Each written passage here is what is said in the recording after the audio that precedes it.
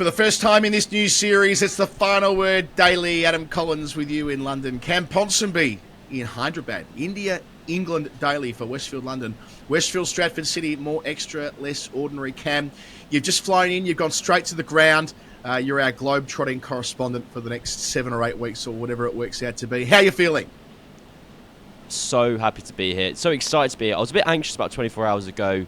It all felt a bit rushed, but then coming up the steps, I'm such a child in that. When you get to the kind of peak of a staircase and you see the grass of a stadium, a new stadium, and the excitement built a little bit. I only decided to come back because Westfield was back. We were a package deal in the World Cup, and now in again for the India series. No, it's been very exciting, and haven't got to the hotel yet at all, so I've come straight to the ground, ready to go. So we've got Jeff and Barat doing the Australia-West Indies dailies, and you and I will be doing India-England this week. A bit of mixing and matching, but you'll be the one constant throughout the 5 test matches. As I mentioned before, starting at Hyderabad, that sensation of walking into the ground, Brendan McCullum said something similar yesterday, having enjoyed so much success there as both a New Zealand player and of course, in the Indian Premier League. But there is a lot of attention on the way that England are going to come at this task, whether their brand of cricket over the last couple of years will be sustainable on tracks that will rag from minute one, probably. That's the hint from England's side. More than a hint. They've picked 3 specialist spinners and just 1 seamer, which we saw Australia do a little bit of last year. I think they did it in tests 3, 4. Certainly in a couple of them. I can't remember which configuration now. It's been a while. But England cutting straight to the car chase. Joe Root is a part-time spinner as well. Ben Stokes fit to go. And yes, that they will be playing a debutant in Tom Hartley. And Rehan Ahmed for his second opportunity for England in the whites, along with, of course, Jack Leach, who missed the most recent England Test series against Australia with stress fractures in the English summer. Yeah, I think one of the key difference between when we look at Australia having done it and now England doing it was Australia's team was Pat Cummins and England's is Mark Wood. Mark Wood has been given an express piece of advice, or like instruction is the word I'm looking for, in terms of you're bowling short spells. We're just going to ask you to bowl as quickly as possible. When the ball starts reversing, you're coming into the attack.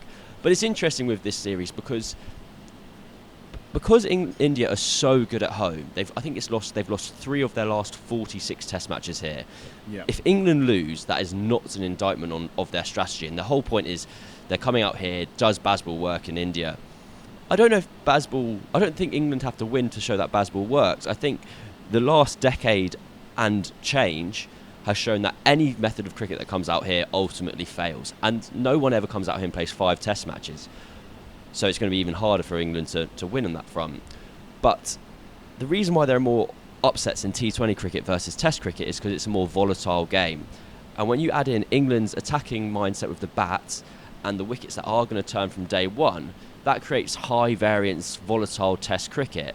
And it seems like the most likely scenario or most likely combination of factors that could lead to a team beating India. That being said, that's the side of my brain that wants to be here in 2 months' time and it being 2-2 going into the last test match. The pragmatic side of me still goes like, Cam, it's probably going to be 5-0. India are amazing and they're better. Ravi Ashwin and Ravindra Jadeja are better than Tom Hartley and Rehan Ahmed. I don't mean to shock anyone with those takes. Yeah, look, I agree with you. And look, there's 2 different phases to India's dominance since 2012 at home. I think it's 4 losses, right? There were a couple against Australia and 2 others along the way. The first half of it were played on very flat tracks where the practice was to run the scoreboard up, high-scoring matches, and just to do them slowly. The last 5 or 6 years has been very different. We spoke to Jiteshwar Pujara on the podcast last year down at Hovan. India's batters don't love this as a rule because they know that it brings their own numbers down. It makes it harder for them to have an influence that puts them right in the middle of the lottery. But it does mean that with 2 master exponents of their craft in Ashwin and Jadeja, it makes it so difficult for foreign batsmen coming over there and trying to get a start when playing conventionally. So I agree with you that the more scattergun way of playing cricket, a really small example of this was Zach Crawley back at the day-night test match at Ahmedabad in 2021, I think it was, during the pandemic. He only made 50-odd, but he did so at a strike rate of about 120 on that first morning. And they might take some inspiration from that in that if you can go early and try and put some pressure back on the fielding team, and that's what Bazball, if you want to use that term, has been all about, putting as much pressure on the fielding team as possible. in order to make them make bad decisions and to play outside of their comfort zone. So if they can do that to India, it's a bloody big ask. But if they can, it could be the kind of series where there is volatility naturally built into it.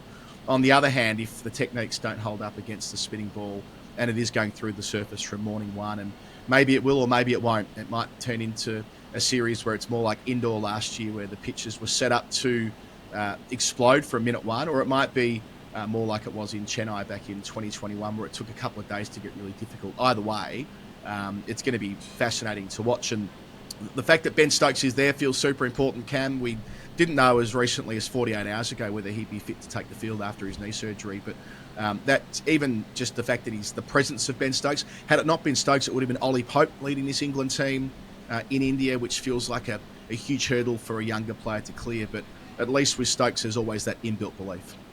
For sure, and I think the question about England isn't whether they'll try and take down the Indian attack, it's whether they'll succeed in doing so. That Zach Crawley innings you mentioned a couple of years ago, that was the innings where I think we all kind of drank the Kool-Aid and went, right, Zach Crawley's the best player in the world, this is amazing. And then you then compare it with his other opening partner of this series, Ben Duckett. He obviously has his own narrative with Ravi Ashwin, and kind of, Ashwin just was all over him, which is no shame on Ben Duckett's part. And now he's going to come out here, and I think he said in the interview with Wisden that he has about 100 different sweep shots, or about 10 different sweep shots. So if I can absolutely envisage a scenario where Ashwin's got the first over of a test match or first over of an innings, and we're going to be seeing Ben Duckett reverse sweeping against him. It's going to be so exciting, so kind of interesting to watch. And I think something that makes it more interesting to watch is the inclusion of Ben Stokes solely as a batter, because Ben Stokes' absence as an all-rounder creates like such problems for this England team, in that it's a really kind of threadbare bowling attack. You have one seamer, three spinners, plus Joe Root, and also there's no real balance to that batting lineup. You have Rehan Ahmed at 8, who's so exciting to watch, but I don't think England would, in a best-case scenario, would have him as high as 8 currently.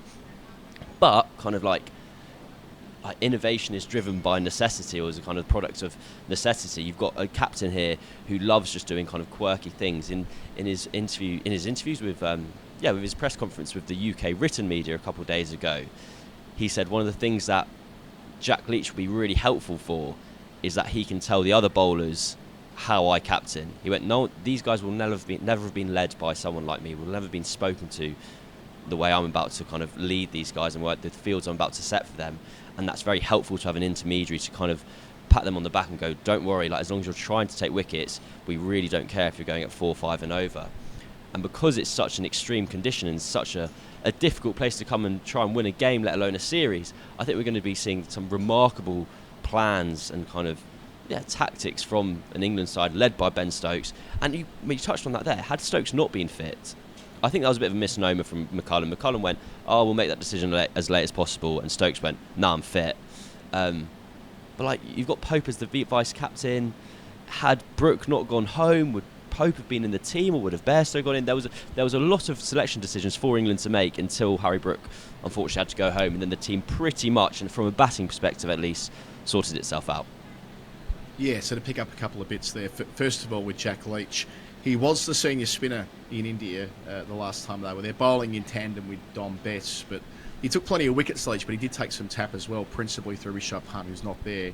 India have signalled that they're going to pick a specialist keeper, and by that I mean they're not going to pick KL Rahul to have the gloves. As good a job as he did in South Africa, and KL Rahul will be in the side, but not keeping. So in all probability, final word fave, KS Bharat back in the 11. I love, as I've said before in the podcast, I love the fact that there's still room for a player like KS Bharat in the Indian Test side. So much of the story around this group has been, short form skills taking their Test game to a whole another level, whereas KS Bharat, a more conventional, classical player, tall wicketkeeper as well. Didn't have a great time of it against Australia this time last year with the gloves or the bat. So if he does get the nod, he'll have to perform. And then looking down the England list, so the experience of Jack Leach is one thing, but also the experience of Johnny Bairstow not going so well in India last time, in that higgledy-piggledy, flying blokes in, flying blokes out due to COVID and resting and so on, and we discussed that at length at the time. But when Bairstow returned to the side, he really did struggle. I wonder whether, had Brook remained with the squad, acknowledging Brook's gone home for personal reasons and won't be taking won't be taking his spot in the side. Whether it would have been Bairstow making the final 11 over Ben Folkes, and I must admit, partly I was hoping for that for the sheer chaos on social media. There would have been remember when Ben Folkes was left out of the Ashes squad? That made some people very upset that Bairstow got the nod ahead of him there, and we talked about that again in some detail about the relative worth of having a keeper as strong as Folkes in the side. But had they gone for Bairstow in spinning conditions in India, that would have been quite something. Or it might have been that Folkes got the nod and Bairstow missed out altogether, despite the fact that he's been so productive as a test player through the Bazball regime, if you like. So they didn't have to make that decision. Both of them play. Yeah, I think Folkes was always going to play. I think that was kind of a decision that may have been made a while ago, and then you kind of tease it forward rather than having to announce anything, commit to anything. Like the messaging was, Ben Folkes comes back into the test squad, and Johnny Bairstow was told, you need to get fitter. And that's public record. That kind of they went and gave him that message, and with that being the direction of travel, I think it would have just been a case that Johnny Bairstow would have sat out, because then otherwise you're leaving out your kind of test vice captain. But both of them, both Bairstow and Pope, had kind of very frenetic series in India last time. I remember an anecdote from a Surrey academy coach who said as long as he can remember, going back to when Pope was 13, 14 years old, against spin, he'd paddle sweep the first ball he faced of it just to kind of get busy, to get going. And we kind of saw that. We've seen that in action with Pope against Nathan Lyon in particular, when he had real struggles over in the Ashes. But England don't have to worry about that. Their batting lineup is sorted. And I also actually think it's just, obviously you're missing Harry Brook, but it is, aside from one absence, which you kind of shake hands on. I think if you gave an option to any team in the world, you can have your top 7 of your top 8 batters as your top 7. I think you'd shake hands on that every single time. I think England will be very content with the batting lineup they're going to have out here. I think it's the best kind of make-up to try and defeat this India team, which is just going to be... They're going to try and, rather than letting it get to day 4 or 5, which might not anyway, you're going to have to make the most of day 1 and just put full foot to the floor. I think it's going to be really odd, Adam. I think it's going to be really strange cricket we're about to see. I think we're going to see England really trying to kind of treat it almost like, well, if we're only going to get 50 overs to bat, let's try and get 280 in that time rather than nicking off. I think we could see a kind of where extremes kind of lead to, one extreme leads to another, as it were. So we have an extreme condition, we'll have an extreme response from England. Whether it works, who knows? We'll find out in about 24 hours. Looking forward to watching Tom Hartley bowl. I did a game of his, I think the last round of 2022, when he barely played red ball cricket that season. He was with Lancs mostly as a white ball bowler, and they had Matt Parkinson at their disposal, who for the most part was their first choice spinner. But he's been able to, basically brand himself as the England Akshar, if I'm getting this right, like in terms of being able to bowl into the pitch. Tallest spinner, going on with the arm. He's talked in the media leading up to the series about having a doosra and having the confidence to bowl it, so that'll be a point of interest when he first comes on to bowl at some stage. But so a different kind of operator to Jack Leach, who'll be looking to get some purchase in the surface and hold up an end. And then the natural volatility of Rehan Ahmed being a wrist spinner, a more tactile of the two crafts, if you like, when bowling over the top of the wrist. So in tandem, or the three of them working as a trio, not huge amounts of experience there. Hartley hasn't been kind of the guy who's made his way into the England team on the back of first-class performances. It's more on gut. And the player they couldn't pick this week, Shoaib Bashir, who is back in England, that's a story which has continued to bubble along. It's been a bit of a diplomatic incident as well, but the word coming through, Cam, is that he now has got his visa, is that correct, and will be eligible for the second test match? Unless you've seen breaking news in the last 20 minutes that I haven't heard that myself. Ben Stokes and Rohit Sharma were just asked about it in the press conferences. Rohit Sharma said, in a bit more of a difficult position to answer the question from being from the Indian camp, he basically said, I don't work in the visa office, I feel sorry for the guy, like, it's a shame. Ben Stokes was asked if there'd been any thoughts of boycotting the match, and he said, no, we jokingly said when we were out in the UAE, we're not going to leave without Bash, but kind of that was never really going to be on the cards. It's one of those things, I'm struggling to really see the nuance in the story, as it were. It just seems bad. It's like it's a tale as old as time with kind of stories of players with Pakistani heritage way back when not necessarily being able to get into India, and there are kind of occasions of it happening vice versa as well. And I think it's one of those stories where when you're in the kind of cricket journalist bubble, as it were, I hate using that word, but I think it's probably the best one for this scenario. You go, oh, this happens all the time. Oh, it's another case of this. Oh, it happened to Khawaja last year. Oh, it happened across the World Cup with Pakistan's journalists and fans and whatever. Oh, the Pakistan team got delayed. Like, it's an old story. It's just a new iteration of it. But I think it's one of those stories where your friends who are outside the cricket world, who just kind of loosely follow it, will message you and go, what do you mean he can't get into the country? Like, that's nuts. That's bonkers. I think that's where I kind of fall down on it, is that it's not an okay situation where someone is unable to kind of get into a nation having been part of the squad when it was announced. There's been enough time to get this all sorted out. And yeah, I think it's a shame, and it's a real kind of like, yeah, it's a stain on the kind of system of how things are working. What's also really difficult is you can't really get a reply. You can't really find out. There's no one to answer to. It's too kind of, India is a nation of 1.5 billion people. There's no real place where you can get an answer or kind of responsibility for it. If the BCC are asked about it and they go, hey, well, we don't handle the visas, there's nothing we can do about this. And that's an added element of frustration. There's no real accountability for a story which ultimately ends up with a 20-year-old young man kind of being stranded in England when he should be kind of running drinks behind me. Yeah, and he might have even played. And you're right that it's diffuse to an extent, but also Jay Shah's old man has a fair bit of clout. You would have thought that there was a way of someone picking up the phone and resolving it before it required him returning to the UK to then get his passport stamped. And what I said before, I think there was some speculation online that it was all going to be sorted out at the London end. So maybe I've got one step ahead of myself there. But nevertheless, these things do tend to get sorted out. But there is a wider story here, and look, it's day one of the series. I haven't got the energy to get my YouTube comments absolutely bombed here, and I'm sure that'll happen in the usual way as we work our way through the next 8 weeks. Should we talk about Tom Hartley again? Yeah, I know, right? Let's go back to Tom Hartley and don't talk about Shoaib, because I genuinely can't think of anyone who's ever been given more of a poison chalice leading into their Test debut than Tom Hartley. He's been picked because they say you are England's Axar Patel, a bloke who averaged 9 with the ball in Test cricket. Like, it's so hard. You whenever someone comes in, say it's like, oh, Devilled Brevis, and they go, oh, baby AB, and you go, Carl, you don't want to kind of big up these guys. Or Rehan Ahmed comes in and goes, oh, I could be England's next Adil Rashid.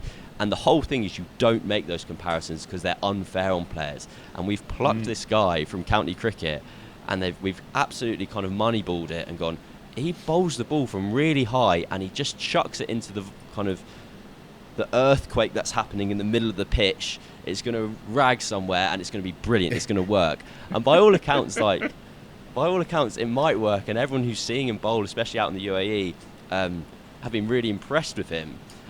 But I still feel for the guy so much, because he's going to take the ball tomorrow morning or the day after, and the expectation is he'll be able to take 10 for 90, and it's just not going to happen.